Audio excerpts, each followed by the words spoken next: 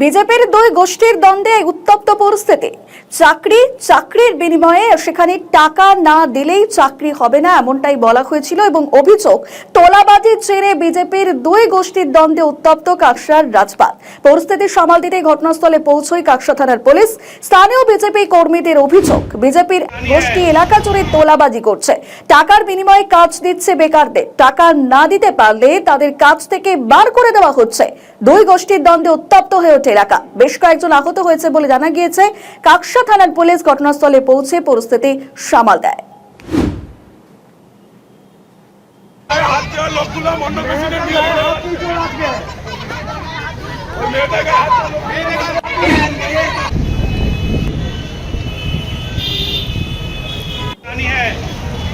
कहानी है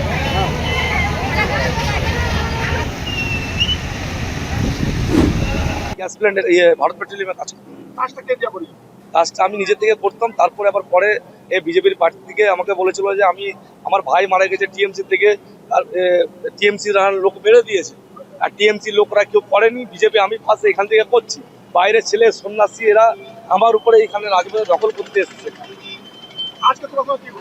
আজকে ঘটনা, আমরা পার্টি অফিস ভেঙেছি, আমাদের একটা আদিবাসী ছেলেকে মেরে কাজের থেকে বোস করিয়ে দিয়েছে, আর ওরা ওদের গ্রামের ছেলেকে ঢোকানো চাইছে। তা আমি এটার জন্য চাইছি যে আন্দোলন হোক। আমি এতদিন পার্টি করে আমার জায়গার ছেলেকে না ঢুকিয়ে বাইরের ছেলেরা যদি বলে এখানে দখল করবো রাজপথে, আমি এটা মেনে নিতে পারবো না কোনোদিন। এটা হচ্ছে মোটামুটি ভোটে জেতার পরে তার 1 মাস পর থেকেই চলছে। আমরা চাইছি আমাদের রাজবাঁধে বাইরের ছেলে কোনো দখলে চলবে না। আমরা পার্টি আগে করে এসেছি, বিজেপি পার্টিকে আগে নিয়ে এসেছি, আমরা আগে আমাদের দখলে থাকবে, তারপরে বাইরের লোকদের দখল থাকবে। আপনার নাম? আমি শ্রীকান্ত সাউ। আমার ভাই সুজন সাউ মারা গেছে, যিনি আমার ভাইকে টিএমসি লোক মেরে দিয়ে গেছে, সেটার জন্য কেউ খোঁজ